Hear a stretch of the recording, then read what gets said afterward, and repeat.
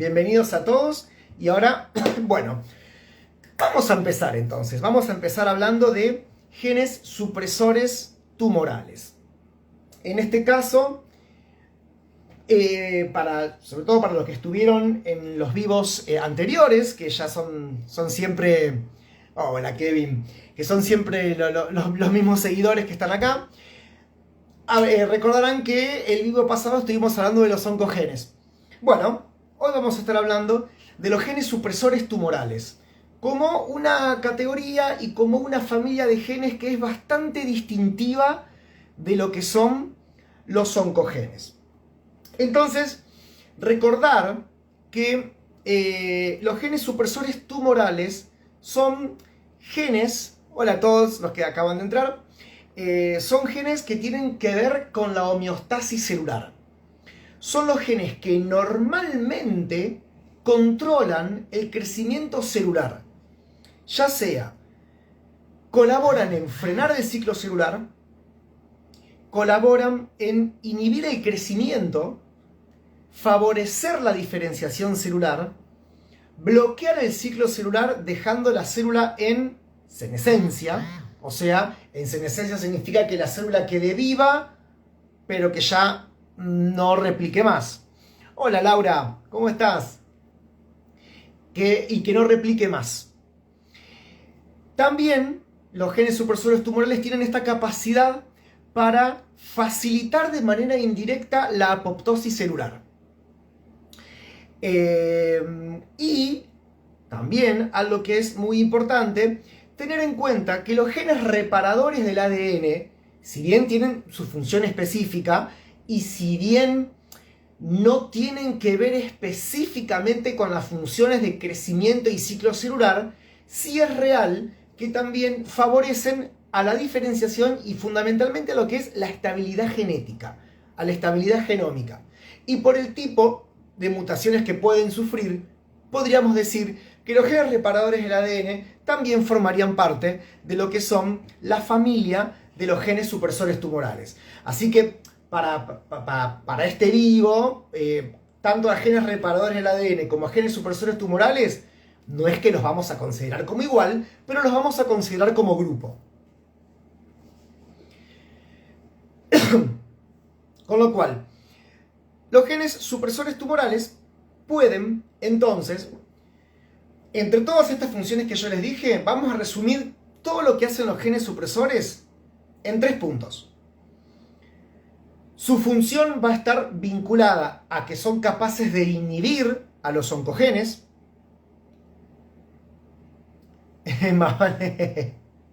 No voy a hablar mucho de eso ahora, pero sí, de eso obviamente que vamos a hablar. Ya sea porque la función es inhibir a los oncogenes. Recordemos que los oncogenes eran como los genes que tienen función contraria, los que hacen crecer a la célula, los que las hacen proliferar, los que la hacen entrar en ciclo celular, lo que favorece la proliferación. La función de los genes supresores tumorales puede interpelar directamente la función de los oncogenes. Por eso en un principio, antes, a los que hoy se llaman los genes supresores tumorales, antes se los llamaba anti-oncogenes. Ahora ese nombre no se recomienda más, no se usa más, se los llama genes supresores. Otra forma de acción que tienen los genes supresores tumorales no es interpelar la función de los oncogenes, sino que es bloquear el ciclo celular y favorecer la senescencia. Y después también pueden funcionar como genes reparadores del ADN. Y vamos a dar distintos ejemplos. De esto. Lamentablemente, esta vez le debo los gráficos, pero voy a tratar de explicar lo mejor posible. Por ejemplo, cuando hablamos de genes supresores tumorales que interpelan la función de los oncogenes, volvemos a pensar en lo que estuvimos viendo en la clase pasada acerca de las vías de crecimiento celular. Teníamos vías de crecimiento que empezaban desde un receptor de superficie celular, que ese receptor recibía a un ligando, y la unión del ligando con el receptor lo que facilitaba era toda una cascada de señalización celular que culminaba en el núcleo para favorecer el crecimiento. Bueno, esa cascada que parece tan directa, que va de una molécula a otra y se van pasando la señal unas con otras, tienen fenómenos inhibidores. Hay inhibidores de esa cascada. Entonces, esos inhibidores de esa cascada que interpelan esa cascada de crecimiento celular son las proteínas que se corresponden con los genes supresores tumorales. Para dar un ejemplo, una de las vías de crecimiento y proliferación más conocidas tanto en la biología como en cáncer es la vía del PI3K. La vía del PI3K AKT-mTOR, que es una vía de crecimiento.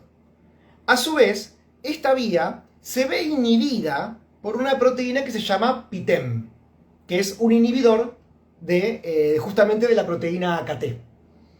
PTEN, por ejemplo, es una proteína que está mutada ahora en carcinomas endometrioides, por ejemplo, y que de hecho PTEN se puede buscar por técnicas de inmunohistoquímica en los cánceres de endometrio, y la presencia de una mutación positiva para PTEN es un marcador de inmunohistoquímica, un marcador molecular que habla de que el tumor que estamos observando es de origen endometrioide.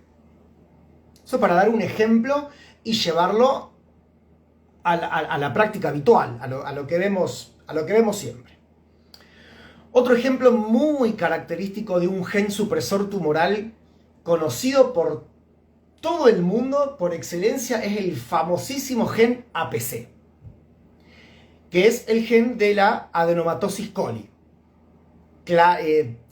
Claramente mutado y muy conocido en lo que es la carcinogénesis colónica.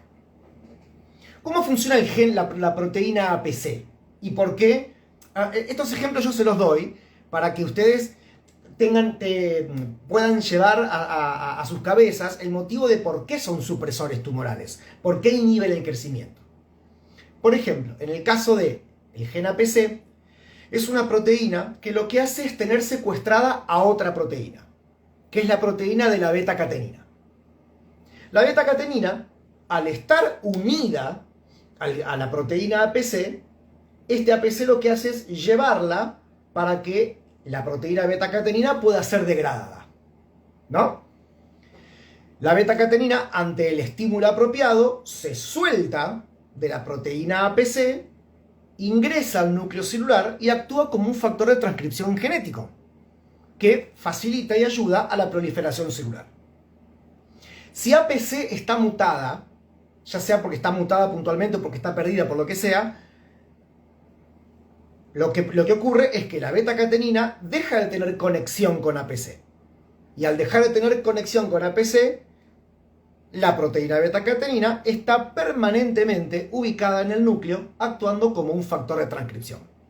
Por eso la proteína APC entonces es un supresor tumoral, porque inhibe a este factor de transcripción que es la proteína beta-catenina. Cualquier cosa que me quieran preguntar, para repetir, si se escucha mal, lo que sea, ustedes me dicen. ¿Cómo vamos hasta ahora?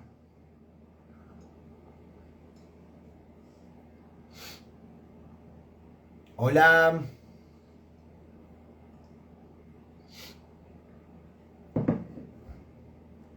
Les recuerdo, compartan este perfil, súmense al grupo de WhatsApp.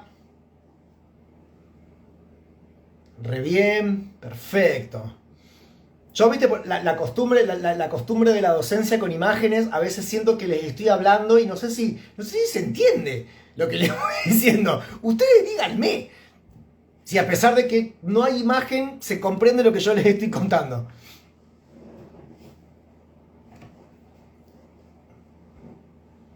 Para mí es mucho más fácil así, les cuento. Un 10, Kevin. Gracias. Bien, perfecto. Perfecto. Bueno, entonces, habíamos dicho entonces que los genes supresores tenían como tres funciones puntuales. Una, interpelar los oncogenes, como estos ejemplos que vimos de PTEN y de la proteína APC. Habíamos dicho que otra de las funciones era entrar en senescencia. permitir que bloquear el ciclo celular y que la célula entre en senescencia. Y acá entran en juego todos los reguladores del ciclo celular y hay uno famosísimo por todo el mundo. Uno es el P53, que le vamos a dar unas pequeñas palabritas ahora sobre el final. Vamos a hablar de P53, pero hay uno divino por todos, que es el gen del P16, que es el gen, es un gen que tiene una actividad muy relevante a la hora de frenar el ciclo celular. ¿Cómo es que P16 frena el ciclo celular? Lo que hace es inhibir los complejos ciclina, que las ciclinas son justamente las proteínas que hacen progresar el ciclo celular, hacen que la célula pase, con distintos tipos de ciclinas, que la célula pase por su fase G1, fase de síntesis, fase G2 y fase de mitosis. El P16, entre otras proteínas parecidas, P14, se codifica por el mismo gen, frenan esos complejos de ciclina y frenan el ciclo celular. Esta proteína es importante porque está sobreexpresada en muchos tumores y una de las formas más común de sobreexpresión de P16 es debido al virus del HPV en la carcinogénesis cervical, en el cual el efecto del virus lo que hace es precisamente que una de las proteínas claves del ciclo celular, que es el retinoblastoma, haga que el ciclo celular progrese. Entonces el P16, en un intento de frenar el ciclo celular, como no puede, empieza a sobreexpresarse y empieza a acumularse P16 adentro de la célula.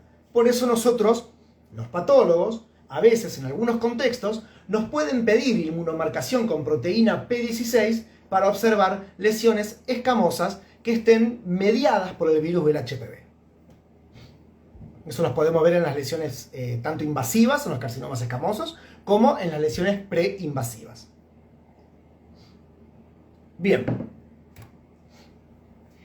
Y también habíamos dicho que otra de las funciones que pueden llegar a tener los genes supresores tumorales, habíamos nombrado dos hasta ahora: interpelar los oncogenes, facilitar la senescencia y bloquear el ciclo celular, y después el gran grupo de las proteínas reparadoras del ADN. Que acá entramos en un enorme capítulo, que obviamente no lo vamos a desglosar ahora en este vivo, no, para nada, vamos a hablar solamente de algunas cositas, y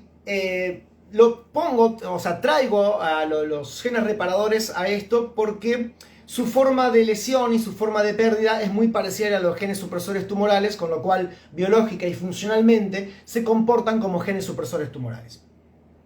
Recordemos que el ADN es una molécula que es muy lábil. O sea, es estable, pero es una molécula que es muy lábil. Y se puede dañar por cualquier cosa. Se puede dañar por errores replicativos, se puede dañar por la luz ultravioleta, se puede dañar por fármacos, por tóxicos, por toxinas bacterianas, por virus, por reacciones espontáneas, por drogas, por rayos X, por agentes alquilantes, por quimioterapia. Se puede dañar por un montón de cosas. Ahora, nuestros sistemas biológicos tienen un montón de proteínas que se encargan de reparar los daños producidos en el ADN. Al punto tal de que hay una enorme cantidad de proteínas. Y hay proteínas que están puestas específicamente para cada tipo de daño. Por ejemplo, si tengo un daño en una base, tengo un sistema que saca las bases y pone otra. Si tengo, por ejemplo, una droga que me produce aductos o alquilación, tengo un sistema de nucleótidos y de bases que rompe la base rota y pone la base que corresponde. Si durante la síntesis de DNA, cuando las cadenas se separan para formarse las cadenas nuevas, la polimerasa se equivoca y pone un nucleótido que no corresponde, lo que se llama hace un emparejamiento erróneo, lo que conocemos como mismatch, ahí entran las proteínas del mismatch repair, que esas son famosísimas por la inestabilidad microsatelital. Si la cadena de ADN se rompe en dos, ahí tenemos sistemas que lo que hacen es tratar de recomponer y reunir las cadenas. Uno de esos sistemas es el sistema de recombinación homóloga, en donde entra si estás ahí, Hernán, todavía escuchando, en donde entran las proteínas BRCA, CHEK, ATM y otras proteínas que tienen que ver con este sistema de recombinación homóloga que lo que busca es reunir y resintetizar los extremos homólogos usando la cromátida hermana como molde para la síntesis de la nueva cadena de ADN. Bien, esto es interesante porque tiene trascendencia en la terapéutica. Eso también vamos a hablar un poquitito después. Entonces, haciendo como esta... Bueno, hola a todos los que van ingresando. Haciendo esta... ahora sí me tenés. Está bien. Genial. Yo sabía que yo le tenía ahí. Bien. Ahora, ya dimos ejemplos, ya dijimos qué son los genes supresores, dimos ejemplos de sus funciones. Ahora vamos a ver cuál es su rol en cáncer, cómo se pierden estos genes. Y normalmente hay mecanismos distintos por los cuales se pueden perder. Uno son los que se llaman las mutaciones perdedoras de función. O sea, que se produce una mutación puntual, una microdeleción, un cambio de base que produce un cambio de nucleótido, un cambio de aminoácido, con lo cual ese cambio, esa mutación puntual hace que la proteína deje de funcionar. La proteína está presente, está mutada, pero no funciona. Otra forma de mutación es la de lesión cromosómica, o sea que el sitio, el pedazo de cromosoma en donde está localizado el gen, lo perdí. Por los motivos por los que sea, pero se produjo una delesión cromosómica. Con lo cual, la proteína no está, no porque la proteína está mutada, sino porque directamente la proteína no existe, porque se perdió el gen que la codifica. Ese mecanismo de delesión cromosómica que produce pérdida de genes supresores tumorales es lo que conocemos como la pérdida de heterocigosidad, que normalmente la vemos con la sigla LOH, Loss of Heterozygosity. Por eso, la pérdida de heterocigosidad hace referencia a este mecanismo que estamos hablando, a la pérdida de genes supresores tumorales por delesión. Las proteínas víricas también pueden hacer que se pierdan genes supresores tumorales, como pasa en el caso del retinoblastoma o el gen P53 con las proteínas E6 y E7 del virus del papiloma humano. O pueden ocurrir desregulaciones epigenéticas, o sea, que el gen esté presente, pero que el gen esté silenciado, o sea, que no transcriba. La proteína no está mutada, el gen no está mutado, el gen está en su lugar, simplemente no transcribe. Históricamente hay una teoría referente de los genes supresores tumorales que hace referencia a de que como los oncogenes, vamos por parte, como los oncogenes, o sea, las proteínas que tienen que ver con el crecimiento celular, el otro grupo, como los oncogenes cuando mutan, hacen mutaciones dominantes, o sea, que una proteína que hace que funcione sola, obligadamente le da una función dominante, los genes supresores tumorales deberían tener una pérdida de las dos copias, de los dos alelos, para tener un efecto carcinogénico. Se pensó en ese momento entonces que los genes supresores tumorales tenían como una conducta más recesiva, porque necesitaban la mutación de los dos alelos para producir carcinogénesis. Así fue como hace mucho tiempo un señor que se llama Knudson estableció lo que se llama la hipótesis de los dos golpes. O sea que primero se pierde un alelo y después se pierde el segundo alelo. Y así es como se establece la carcinogénesis. Él postulaba, él lo hizo investigando retinoblastomas hereditarios. Entonces ahí él postuló que el primer golpe, la pérdida del primer alelo, venía por la herencia. Ya venía con la copia mutada por herencia. Y que después de manera somática se adquiría la segunda copia. Si bien esto es cierto y aplica para un montón de genes supresores tumorales, también es verdad que no siempre es así, sino que a veces puede pasar que con la pérdida de un solo alelo sea suficiente para que se establezca la carcinogénesis. ¿Por qué? Pueden ser por dos motivos. Uno, ya lo dije recién, por la cuestión epigenética. Puede ser que un gen esté mutado y el otro esté presente y esté sano y esté normal, pero simplemente no transcribe. O sea que no necesariamente tiene que haber una pérdida obligada de los dos alelos para que haya carcinogénesis.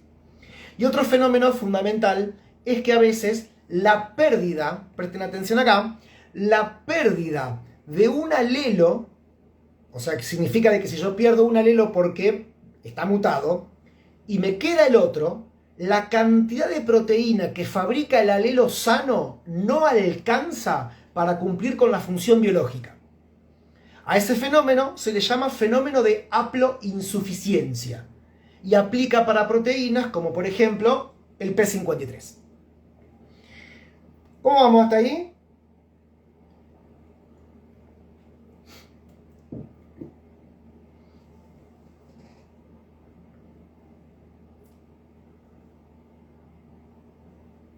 Esto último que yo les contaba, entonces, como que tira por la borda un poco este concepto de que obligadamente se necesita mutación de los dos alelos. Entonces, los genes supresores tumorales, conclusión, los genes supresores tumorales pueden ser carcinogénicos porque hay pérdida de los dos alelos, como postulaba la hipótesis de los dos golpes, por haploinsuficiencia y por modificación epigenética y por un tercer mecanismo que es el de la dominancia negativa. ¿Qué significa dominancia negativa? Por ejemplo, se los explico con un ejemplo. Todos sabemos de que las proteínas muchas veces no trabajan solas, sino que las proteínas trabajan en complejos moleculares, que pueden ser heterodiméricos, o sea, proteínas distintas, o homodiméricos, o sea, muchas proteínas iguales forman un gran complejo. Esto pasa, por ejemplo, con la proteína P53. La pongo como ejemplo porque nos suena a todos.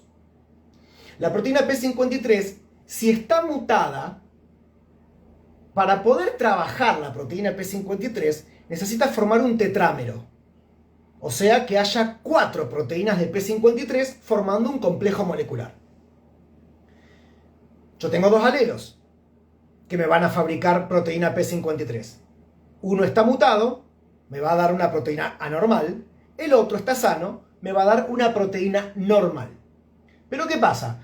Cuando la proteína mutada se quiere unir a las proteínas normales para formar el complejo, esa unión es defectuosa y lo que se produce es que el complejo entero deje de funcionar. Por eso se llama mutación dominante negativa. Es una mutación que, al estar presente, forma una proteína anormal que anula el funcionamiento de otras. ¿Cómo pasa con el gen P53, como estuvimos hablando recién? Bien, y hablando del gen P53, vamos a hablar unas pequeñitas palabritas respecto de él. Por algo le llaman el guardián del genoma. Es uno de los proteínas y los genes más estudiados a lo largo de la historia. Es uno de los genes que más trascendencia tiene en la carcinogénesis humana. Y de hecho, en una gran mayoría de casos, la mutación de gen P53 habla de un mal pronóstico de la lesión. El gen P53 es un gen que está localizado en el brazo corto del cromosoma 17. Tiene una función muy cortita. Se activa, funciona y se desactiva.